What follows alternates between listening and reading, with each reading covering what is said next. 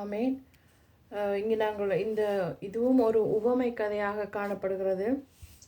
ஆடுகள் அது மற்றும் வெள்ளாடுகளை ஒரு ஒரு உருவகமாக வைத்து இயேசு கிறிஸ்து ஒரு உவமை என்று கூறுகிறார். அதே போல் இது உருவக கதை என்றும் கூறப்படுகிறது. இதுவும் நாங்கள் 2 உவமைகளை பார்த்தது போல நியாய தீர்ப்பை பற்றி கூறப்படுகிறது. கடைசி நியாய தீர்ப்பை பற்றி கூறுகிறது. எப்படியாக நாங்கள் ஆயத்தமாக இருக்க வேண்டும் என்றும் இந்த உவமை எங்களுக்கு கற்பிக்கிறது. நிச்சயமாக இயேசு கிறிஸ்து மீண்டும் வருவார். அந்த கடனாளிகளாக இருக்கிற நாங்கள் பொறுப்புள்ளவர்களாக, கடமை உள்ளவர்களாக நாங்கள் இருக்க வேண்டும் என்று நாங்கள் அந்த உவமைகளை பார்த்தது போல இதிலும் கடைசியாக நாங்கள் என்னத்தை நாங்கள் எப்படியாக நாங்கள் ஆயத்தமாக இருக்க வேண்டும். அவருடைய உயிர்த்தெழுதலுக்கு முதல், பாடுகளுக்கு முதல் இது ஒரு கடைசி போதனையாக இருக்கிறது. ஒலிவமலையில் நடந்த இந்த இறுதி போதனையாக நாங்கள் இதை பார்க்கலாம். என்னத்தை வெள்ளாடுகள், ஆடுகள் என்று சொன்னால் விசுவாசிகளை குறிக்கிறது. உண்மையான விசுவாசிகள், போலியான விசுவாசிகள், இப்படியாக நம்மை ஆண்டவர் பிரிப்பார். கடைசி நாட்களில் நம்முடைய விசுவாசத்தை வைத்து, நாம் செய்த காரியங்களை வைத்து, நாம் செய்த அன்றாட வாழ்க்கை முறைகளை வைத்து இயேசு நம்மை நியாயம் தீர்ப்பார் என்று இதன் மூலமாக நாங்கள் பார்க்கிறோம். அந்த மந்தையை மேய்ப்பவராகிய இயேசு கிறிஸ்துவை தான் நாங்கள் இங்கே பார்க்கிறோம்.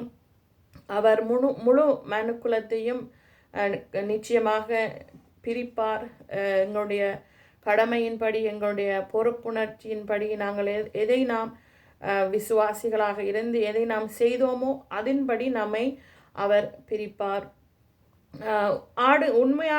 உண்மையான விசுவாசிகள் என்றால் ஆடுகள், அந்த ஆடுகள் எப்படியாக இயேசு கிறிஸ்துவுடைய சத்தத்தை கேட்கிறவர்களாக இருப்பார்கள். அவர்கள் நீதிமான்களாக இருப்பார்கள். அதே போல அந்த வெள்ளாடுகள் என்று சொல்லும் பொழுது அவர்கள் நீதி உள்ளவர்களாக இருக்க மாட்டார்கள். போலியான ஒரு கிறிஸ்தவ வாழ்க்கையை வாழ்வார்கள். அவர்கள் இயேசு எதை செய்ய சொன்னாரோ அதை அவர்கள் செய்யாமல் தங்களுடைய வழிகளில் நடப்பார்கள். அதே போல் இங்கே இவர்கள் எப்படி மக்களை நடத்துகிறார்களோ அதை இயேசு கிறிஸ்துவை நடத்துகிற முறை என்றும் தன்னை நடத்தின விதம் என்றும் அவர் சொல்லுகிறார். எப்படியாக நாம் மற்றவர்களை நடத்துகிறோமோ அது இயேசு கிறிஸ்துவை அவரை நாங்கள் எப்படியாக நடத்துகிறோம் என்று இதன் மூலமாக நாங்கள் பார்க்கலாம். நீதிமான்கள் என்றால் அந்த சிறியவர்களுக்கு நாம் எதை நாம் செய்கிறோம். சிறியவர்கள் என்று சொன்னால் உணவு தேவைப்பட்டவர்கள், தண்ணீர் தேவைப்பட்டவர்கள், உடை தேவைப்பட்டவர்கள், அதே போல் ஒரு பாதுகாப்பு தேவைப்பட்டவர்கள், அதே போல் வியாதியாக இருக்கிறவர்கள், அதே போல் சிறைச்சாலையில் இருப்பவர்கள், இவர்களுக்கு நாம் எதை செய்தோம். அவர்களுடைய தேவைகளை நாங்கள் சந்தித்தோமா. அவர்களை நாங்கள் தேடி போனோமா. அப்படியாகத்தான் இந்த உவமைக்கதை நம்மை நியாயம் தீர்க்கிறது. நாம் விசுவாசிக்கிறோம் என்று சொல்லி சபைகளுக்கு போய் நாம் ஆராதித்து துதித்து வந்துவிட்டு நாம் ஒருவருடைய தேவையை, அது எங்களுடைய குடும்பத்து அங்கத்தோடைய தேவையாக இருக்கலாம், சபை மக்களுடைய தேவையாக இருக்கலாம், வேறு யாராவது இந்த உலகத்தில் இருப்பவர்களுடைய தேவைகளாக இருக்கலாம். அவர்களுடைய தேவைகளை நாங்கள் சந்திக்கிறோமா. அப்படியாக நீதிமான்கள் அல்லாதவர்கள் இவை எல்லாவற்றையும் அவர்கள் செய்ய மறந்தார்கள். அவர்கள் அதை செய்ய மறக்கவில்லை. அவர்கள் அதை செய்ய தவிர்த்தார்கள். இயேசு இந்த சிறியவர்களில் என்னத்தை நீங்கள் செய்கிறீர்களோ அதை எனக்கே செய்கிறீர்கள் என்று சொன்னதை அவர்கள் செய்ய தவறினார்கள். அவர்கள் வந்து தங்களுடைய சுயத்துக்காக வாழ்ந்தார்கள். தங்களுடைய வேலையை மட்டும் பார்த்தார்கள். தங்களுடைய பசிதாகத்தை போக்கினார்கள். தங்களுடைய நோய்களை தங்களுடைய சிறைப்பட்ட வாழ்க்கையை அவர்கள் கவனித்து வந்தார்கள். ஆனால் இங்கே சொல்கிறது, இப்படிப்பட்ட சிறியவர்களில் எவருக்கெல்லாம் நீங்கள் உதவுகிறீர்களோ அவர்களுக்கு என்னை நீங்கள் சேவை செய்கிறீர்கள் என்று இயேசு கிறிஸ்து சொல்லுகிறார். இந்த 2 குழுக்களும் அவர்கள் வந்து இயேசு இப்படி சொல்லும்போது அவர்கள் ஆச்சரியப்படுகிறார்கள். தங்களுக்கு தெரியாது தாங்கள் எப்படி இயேசுவை சேவித்தோம் என்று அவர்களுக்கு தெரியாது. நீதிமான்கள் உள்ளவர்கள் சொல்லுகிறார்கள், நாங்கள் செய்த நன்மைகளை உமக்கே நாங்கள் செய்தோம் என்று நாங்கள் அறியோம். எப்படி நீர் எங்களுக்கு நாங்கள் தெரியாமலே நாங்களும் உமாய் சேவித்திருக்கிறோமே. அதே போல் நீதிமானற்றவர்களும் தாங்கள் செய்யாத அந்த சேவையை நாங்கள் உமக்கு செய்யவில்லையே என்று அவர்கள் ஆச்சரியப்படுகிறார்கள். அப்படியாக இந்த மனிதர்கள், இந்த 2 நீதிமான்கள் அல்லாதவர்களும் அவர்கள் வந்து மக்களை நடத்துகிற விதத்தில் தான் இயேசு நம்மை நியாயம் தீர்ப்பார். நீதிமான்களாக இருக்கும்போது நாம் இந்த 6 விதமான தேவைகள் உள்ளவர்கள், உணவு, தண்ணீர், உடை, விருந்தோம்பல், அதே போல் நோயுற்றவர்கள், சிறையுற்றவர்கள், இவர்களை பாதுகாப்புள்ள தேவைப்படுகிறவர்களுக்கு நாங்கள் உதவி செய்கிறோமா என்று நாங்கள் அதன்படி தான் நம் நீதிமான்களாக்கப்படுகிறோம். நற்கிரியை நாங்கள் செய்ய வேண்டும். நற்கிரிகள் ரட்சிப்புக்கு மிகவும் அவசியமானது. நம்முடைய ரட்சிப்புக்காக அல்ல, மற்றவர்களை நாங்கள் தாங்குவதற்கும் நாம் இந்த ரட்சிப்பை பெற்றிருக்கிறோம். அது வந்து நாம் நன்றாய் இருப்பவர்களுக்கு செய்வதை பார்க்கிறோம். இப்படியான தேவைகள் உள்ளவர்களுக்கு செய்வதையே இயேசு கிறிஸ்து தனக்கு சேவை செய்வதாக சொல்லுகிறார். அதுதான் நாங்கள் ஒரு மிகப்பெரிய முக்கியமான செயலாக நாங்கள் பார்க்க வேண்டும். நாம் வந்து இயேசுவை போல் மாற வேண்டும். இயேசு எப்படியாக மனுக்குலத்தின் மேல் அன்பு கூர்ந்து அவர் சிலுவையில் மரித்தாரோ அந்த அன்பை நாங்கள் வெளிப்படுத்தும்படியாக நாங்கள் பசியோடு, தாகத்தோடு, உடை தேவையோடு இருப்பவர்களை, நோயுற்றவர்களோடு, சிறைச்சாலைகளில் இருப்பவர்களை நாங்கள் தாங்க வேண்டும். அவர்களுக்கு இயேசு கிறிஸ்துவின் அன்பை நாங்கள் கொடுக்க வேண்டும். அப்படி நாங்கள் கொடுக்கும்போது தான் நாம் இயேசுவை சேவிக்கிறோம். இது எங்களுடைய வாழ்க்கை முறையாக இருக்க வேண்டும்.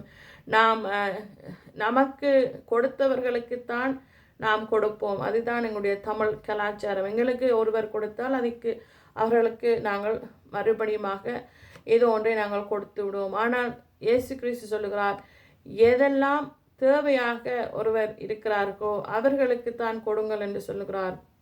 நாங்களும் சபைகளுக்கு போய் நாங்கள் சபையுள்ள விசுவாசிகளை நாங்கள் ஆராய வேண்டும். அவர்களுக்கு என்ன தேவையாக இருக்கிறது? அவர்கள் இது ஒரு சிறைப்பட்ட வாழ்க்கை வாழ்கிறார்களா? ஒரு நோயோடு வாழ்கிறார்களா? ஒரு உணவு, தண்ணீர், உடை தேவையாக இருக்கிறதா? இல்லாவிட்டால் ஒரு விருந்தோம்பல் அவர்களுக்கு தேவையா? இப்படியாக நாங்கள் அவர்களை ஆராய வேண்டும்.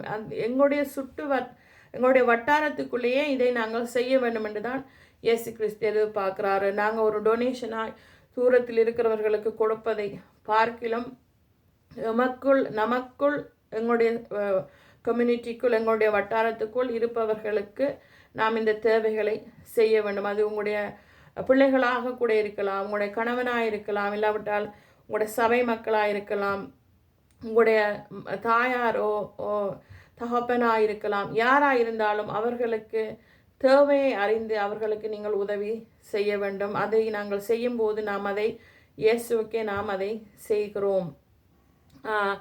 அடுத்தது இந்த நீதி இல்லாதவர்கள் அவர்கள் வந்து துன்மார்க்கருக்கு ஒப்பா இருக்கிறார்கள். அவர்கள் வந்து இயேசுவை புறக்கணிக்கிறார்கள். பிசாசுக்கு ஒத்த வேஷம் தரிக்கிறார்கள். தங்களுடைய சுயத்துக்காக தங்களுடைய தேவைகளை மட்டும் வைத்து அவர்களுடைய வாழ்க்கையை நடத்துகிறார்கள். இப்படியாக இவர்கள் செய்யும் போது இவர்கள் இயேசு கிறிஸ்துவை மறுதலிக்கிறார்கள், இயேசு கிறிஸ்துவை வெறுக்கிறார்கள். இவர்கள் நீதிமான்களுக்கு கிடைப்பது நித்திய ஜீவன். ஆனால் இங்கு இந்த தேவையை கண்டும் செய்யாமல் போன மக்கள் அவர்கள் கட்டாயமாக அந்த நியாய தீர்ப்பில் தண்டிக்கப்படுவார்கள். அன்றைய நாட்களில், இயேசு கிறிஸ்துவினுடைய நாட்களில், 1ஆம் நூற்றாண்டில் இந்த மேய்ப்பர்கள் பெரும்பாலும் செம்மறியாடுகளை, வெள்ளாடுகளை அவர்கள் ஒன்றாக வைப்பதில்லை. ஏனென்றால் அந்த ஆடுகள் மிகவும் சாந்த குணமுள்ளவர்களாக இருப்பார்கள். ஆனால் இந்த வெள்ளாடுகள் என்ன செய்வென்றால் அது அதிக ஒரு முரட்டுத்தனம் உள்ளவர்களாக இருப்பார்கள். அவர்கள் தாங்கள் சுதந்திரமாக திரிய வேண்டும் என்ற ஒரு கொள்கையோடு இருக்கிற இந்த வெள்ளாடுகள். அதற்காகவே அந்த நாட்களில் மேய்ப்பர்கள் இந்த 2 ஆடுகளையும் சேர்த்து வைப்பதில்லை. அதன் போலதான் துன்மார்க்கரும் நீதிமான்களும் ஒன்றாக அவர்கள் வாழவும் முடியாது. அவர்கள் நியாய தீர்ப்பில் கட்டாயமாக பிரிக்கவும் வேண்டும். நீதிமான்கள் தங்களுடைய செய்கைகளை கொண்டுதான் இயேசுவை பிரியப்படுத்த முடியும். அது செயல்முறையில் நாங்கள் காட்ட வேண்டும். உண்மையான இரக்கத்தை நாங்கள் மற்றவர்களுக்கு நாங்கள் காட்டும் போது அதை நாம் இயேசுவுக்கே அதை நம்மை அறியாமலே நாம் இயேசுவுக்கு செய்கிறோம். நம்முடைய ராஜாவை ஒருவர் நம்முடைய வீட்டுக்குள் நமக்கு தெரியாதவர்கள் எனக்கு ஏதாவது ஒன்று தாங்கோ, எனக்கு தண்ணீர் தாங்கோ, எனக்கு உடை தாங்கோ என்று கேட்டால் நாம் உடனடியாக அவர்களுக்கு உதவ வேண்டும். அவர்களை யாரென்றே தெரியாதென்று நாங்கள் அவர்களை புறம்பே தள்ளினால் நாமும் மற்றவர்களை ஒடுக்குகிறோம். ஆனால் கிறிஸ்து நம்மை அப்படியாக ரட்சிக்கவில்லை. அவர் நாம் ஒடுக்கப்பட்ட நிலையில் இருக்கும்போது தான் நம்மை அவர் தேடி வந்தார். நாம் அனாதையாக இருந்த போது தான் அவர் நம்மை தேடி வந்தார். நாம் கைவிடப்பட்ட நிலையில் இருந்த போது தான் அவர் நம்மை தேடி வந்தார். நாம் பலனற்ற நிலையில் இருக்கும் போது தான் அவர் நம்மை தேடி வந்தார். அப்படியாக இப்படி பிரச்சனையோடு இருக்கிறவர்களை நாம் தேடி போய் அவர்களுக்கு உதவி செய்யும் போது நாம் அதை இயேசுவுக்கே செய்கிறோம். அவர் நமக்கு கொடுத்த இரக்கத்தை நாங்கள் மற்றவர்களுக்கு கொடுக்கிறோம். இந்த கணிப்பில் நாங்கள் இந்த 2 குழுக்களும் தங்கள் மேல் நம்பிக்கை வைத்து தாங்கள் இயேசுக்காக வாழ்கிறோம் என்று வாழ்ந்தார்கள். அவர்களுக்கு தெரியாது தாங்கள் என்ன செயலை செய்து கொண்டிருக்கிறோம் என்று. நன்மை செய்தவர்களுக்கும் தெரியாது தாங்கள் இயேசுவுக்காக செய்தார்கள் என்று. தீமை செய்தவர்களும் அதை செய்யாமல் போனவர்களும் தெரியாது அதை அவர்கள் இயேசுவுக்காக செய்தார்கள் என்று செய்யவில்லை என்று அவர்களுக்கு தெரியாது. இப்படியாக நாமும் நம்முடைய வாழ்க்கையில் அன்றாட வாழ்க்கையில் நாம் யாருக்கு எல்லாம் உதவி செய்கிறோமோ நாம் அதை இயேசுவுக்கு செய்கிறோம் என்று உணராமல் நாம் வாழக்கூடாது. நம்முடைய வாழ்க்கையில் எதை நாம் செய்தாலும், புசித்தாலும், குடித்தாலும், யாருக்கெல்லாம் உதவி செய்தாலும் நாம் அதை கர்த்தருடைய மகிமைக்காக கர்த்தரையே நாங்கள் சேவிக்கிறோம் என்ற அந்த உணர்வு நமக்கு வர வேண்டும். நற்கிரியை நாம் செய்யும் போது தான் நம்முடைய வாழ்க்கையில் நாம் வளர்க்கப்படுவோம். தேவை உள்ளவர்களை நாங்கள் ஆராய வேண்டும். எல்லோருக்கும் இந்த தேசங்களில், ஐரோப்பியா, நார்த் அமெரிக்கா தேசங்களில் வாழ்கிறவர்களுக்கு இப்படியான தேவைகள் இருக்காது என்று நாமே சுயநலத்தோடு வாழ்ந்து விட முடியும். ஆனால் ஒவ்வொருவருக்கும் ஒவ்வொரு தேவைகள் இருக்கிறது. அதை நாங்கள் அவர்கள் எங்களை நாடி வரும்போது நாங்கள் அவர்களுக்கு உதவி செய்ய வேண்டும். எங்களுடைய வீட்டுக்கு வரும்போதோ, எங்களுடைய தேசங்களுக்கு வரும்போதோ நாம் அவர்களுக்கு உதவி செய்ய வேண்டும். இப்படியாக நாங்கள் உதவி செய்யும்போது தான் நம்முடைய ஆவிக்குரிய வாழ்க்கையும் நன்றாய் வளர்க்கப்படுகிறது. உண்மையான விசுவாசத்தில் நாங்கள் வளர்க்கப்படுவோம். நாம் பெற்ற இந்த இரக்கம், இயேசு கிறிஸ்துவின் இரக்கத்தை நாம் மற்றவர்கள், ஒடுக்கப்பட்டவர்கள், சிறியவர்கள், சிறைப்பட்டவர்கள், வியாதிப்பட்டவர்களுக்கு நாங்கள் கொடுக்க வேண்டும். அந்த நம்மை நாம் வந்து அவர்களை புறக்கணித்து நாம் சேவை செய்யக்கூடாது. விசுவாசத்தை மட்டும் நாங்கள் வைத்திருந்தால், அது நம் செயலில் காட்டால் அது செத்ததாக என்று இருக்கும் என்று நாங்கள் அநேக முறை நாங்கள் பார்த்திருக்கிறோம். நாம் அதை காண்பிக்க வேண்டும். நம் இந்த உவமை மூலமாக ஆடுகள் வெள்ளாடுகளை எப்படியாய் இயேசு கிறிஸ்து பிரிக்கிறார் என்ற இந்த உவமை மூலமாக நாமும் நம்முடைய வாழ்க்கையில் நித்தமும் இயேசுக்காக நாம் சேவை செய்கிறோம் என்று நன்மை நாம் செய்ய வேண்டும், நற்கிரிகள் நாம் செய்ய வேண்டும். அதுவும் நாம் யாருக்காக செய்ய வேண்டும் என்றால், மிகவும் சிறியவர்களாக எண்ணப்படுகிறவர்கள், பசியுள்ளவர்கள், தாகமுள்ளவர்கள், அந்நியர்கள், ஆடையற்றவர்கள், நோயுற்றவர்கள், சிறைப்பட்டவர்கள், இவர்களுடைய தேவைகளை நாங்கள் சந்திக்கும் போது, ஒரு முறையோ பல முறையோ வாழ்நாள் முறையோ நாங்கள் சந்திக்கும் போது நாம் இயேசுவை நாம் சேவிக்கிறோம். சில வேளை ஒரு அந்நியர் வரலாம், ஒரு முறை உங்களிடம் உதவி கேட்டு வரலாம், அவருக்கு நீங்கள் ஒரு முறை உதவி. ஆனால் சில வேளைகளில் அந்த அந்நியர்களுக்காக நீங்கள் வாழ்நாள் முழுக்க நீங்கள் அவர்களுக்கு உதவி செய்ய வேண்டிய கட்டாயம் இருக்கும். ஒரு நோயற்றவரை நாங்கள் நீடிய காலமாக நாங்கள் அவர்களை பராமரிக்க வேண்டியதாக இருக்கும். அதே போல் சிறைச்சாலையில் இருப்பவர்களை நாங்கள் தொடர்ந்து அவர்களை சந்தித்து அவர்களுடைய ரட்சிப்புக்காக ஜெபிப்பதும், அவர்களுக்கு சுவிசேஷத்தை நாங்கள் அறிவிப்பதற்கும் நாங்கள் தொடர்ந்து அவர்களுக்காக அந்த அந்த செயல்களை நாங்கள் செய்ய வேண்டியதாக இருக்கும். எதுவாக இருந்தாலும் நாங்கள் தொடர்ந்து நாம் செய்ய வேண்டும். ஒரு முறையோ பல முறையோ வாழ்நாள் முறையோ நாம் சிறியவர்களுக்குத்தான் நாம் இந்த காரியங்களை செய்ய வேண்டும். அந்த அந்த அப்படியா நாங்கள் செய்யும்போது நற்கிரியைகளை நாம் இயேசுக்காக செய்கிறோம். அது நம்முடைய வாழ்க்கையில் அது பலனுள்ளதாகும். நம்முடைய கிறிஸ்தவ வாழ்க்கை வந்து வெதுவெதுப்பான கிறிஸ்தவ வாழ்க்கையாக இருக்காமல், நம்முடைய வாழ்க்கை வந்து தேவனுக்காக அனலாக ஊழியம் செய்யக்கூடியதாக இருக்கும். நம் சபையில் மட்டும் நமக்கு ஊழியம் இல்லை, நம்முடைய அன்றாட வாழ்க்கையில் இருக்கிற ஒவ்வொருவருடைய தேவைகளை சந்திப்பதும் அதுவும் ஒரு ஊழியம்தான். அதன் மூலமாகத்தான் நாம் நியாயம் தீர்க்கப்படுவோம். நம்முடைய நாம் சேர்த்து வைத்து நமக்கென்று சொத்துக்களை சேர்த்து நாங்கள் வாழ்ந்தால் அது கடைசியில் அது நமக்கு பலனற்றது.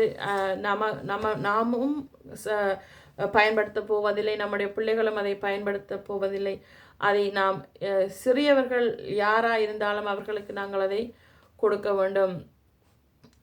இது நம்முடைய வாழ்க்கையில் ஒரு மாற்றத்தை கொண்டு வரும். நாம் எப்படியாக சிறியவர்களை சந்திக்கிறோமோ, அப்படியாக சிறியவர்களுடைய தேவைகளை சந்திக்கிறோமோ, அது எங்களுடைய வாழ்க்கையை மாற்றும். நாம் சேர்த்து வைக்க மாட்டோம். நமக்காக நாங்கள் வாழாமல் மற்றவர்களுக்காக நாங்கள் வாழ பழகிக்கொள்வோம். ஒற்றுமையை நாங்கள் கட்ட முடியும்.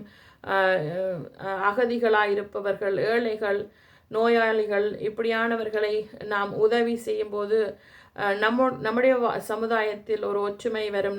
நம்முடைய குழுக்களில் ஒரு ஒற்றுமை வரும். இப்படியாக இது முழு சமுதாயத்துமே மாற்றக்கூடியதான ஒரு விதமான நற்கிரியை. ஆனால் இதை நாங்கள் செய்ய தவறினால் நமக்கு நியாய தீர்ப்பு உண்டு. இந்த சிறிய உதவிகள் வந்து அன்றாட வாழ்க்கையில் நாம் செய்கிறோமா இல்லையா என்று நமக்கு தெரியாது. சிலர் நீங்கள் செய்து கொண்டிருப்பீர்கள் அன்றாட வாழ்க்கையில். தொடர்ந்து நீங்கள் ஒரு நோயாளியை பராமரிப்பீர்கள், தொடர்ந்து நீங்கள் ஒருவருக்கு உணவு கொடுப்பீர்கள், தொடர்ந்து நீங்கள் ஒருவருக்கு தாகத்தை போக்குவீர்கள். இப்படியாக நீங்கள் செய்கிற ஊழியம் உங்களுக்கு தெரியாமல் இருக்கலாம். ஆனால் அது இயேசுடைய பார்வையில் இது இயேசுக்காக செய்யப்படுகிற ஊழியமாக அவர் பார்க்கிறார். இது வந்து இதை செய்யாமல் போனால், இவற்றை எல்லாம் நாங்கள் செய்யாமல் போனால் நாம் நியாயம் தீர்க்கப்படுவோம். ஒரு இறுதி நியாயம் தீர்ப்பு உண்டு என்பதை இந்த உவமை மூலமாக நாங்கள் பார்க்கலாம். தேவனோடு நாம் உறவை வைத்துத்தான், நாம் எப்படியாக இயேசுவை சேவிப்போம் என்பதின் வைத்துத்தான் நாம் நியாயம் தீர்க்கப்படுவோம். நாம் இதை செய்யாமல் போனால் நமக்கு செய்யாமல் போவதும் அது சில பேருக்கு தெரியாது. இதை தாங்கள் சுயநலத்தோடு வாழ்கிறார்கள் என்று அவர்கள் அறியார்கள். ஆனால் அது கடைசி நியாயத்தீர்ப்பில் தான் அது விளங்குகிறார்கள். அவர்களும் தாங்கள் இதை செய்யாமல் போய்விட்டோமே, இயேசுக்காக இதை செய்யாமல் போய்விட்டோமே, ஒரு சிறிய உணவை நாங்கள் கொடுத்திருந்தால் இதை இயேசுக்காக செய்திருப்போமே என்று அவர்களும் பரிதபிக்கிறார்கள். இப்படியாக நம்மை அவர் பிரிப்பார். நம்மை கடைசி நாளில் நம்முடைய சூழ்நிலையில் நாம் அன்றாட சூழ்நிலையில் வாழ்கிற வாழ்க்கை முறையை வைத்து தான் நம்மை அவர் நியாயம் தீர்க்க போகிறார். அதுக்காக நாம் இயேசுக்காக நாம் செய்கிறோம் என்பதை, இந்த சிறியவர்களுக்கு எதை நாம் செய்தாலும் அதை இயேசுக்காக நாம் செய்கிறோம் என்பதை நாங்கள் மறந்து போகக்கூடாது. அது நாம் தொடர்ந்து அதை நாங்கள் செய்ய வேண்டும். நாம் முழுமையாக சிறியவர்களுக்குத்தான் நாம் அதை செய்ய வேண்டும். இந்த யாக்கோபு 4:17 சொல்லுகிறது, ஆதலால் ஒருவன் நன்மை செய்ய அறிந்தவனாயிருந்தும் அதை செய்யாமற் போனால் அது அவனுக்கு பாவமாயிருக்கும். நாங்கள் ஒருவர் பசியோடு தாகத்தோடு வியாதியோடு சிறையுண்டு இருப்பவர்கள், ஆடையற்றி இருப்பவர்களை அவர்களுக்கு நாங்கள் நன்மை செய்யாமற் போனால், உதவி செய்யாமற் போனால் இது நமக்கு பாவமாயிருக்கும். இந்த பாவத்துக்கு நாங்கள் தண்டனை அனுபவிக்க வேண்டும். அதே போல் கடைசியாக கலாத்தியர் 6:9 சொல்லுகிறது, நன்மை செய்கிறதினால் சோர்ந்து போகாமல் இருப்போமாக, நாம் தளர்ந்து போகாதிருந்தால் ஏற்ற காலத்தில் அறுப்போம். அப்படி என்றால் நாம் செய்கிற அன்றாட சேவை இயேசுக்காக நாம் செய்கிறோம். அதை நாங்கள் தளர்ந்து போகாமல் நம்முடைய வாழ்நாள் முழுக்க நாங்கள் அதை செய்தாலும் அதை நன்மை செய்கிறோம், இயேசுக்கு செய்கிறோம் என்று நாங்கள் செய்தால் நாம் இறுதி நாளில் அந்த சேவைக்குரிய அறுப்பை நாங்கள் அறுப்போம். ஆமேன்.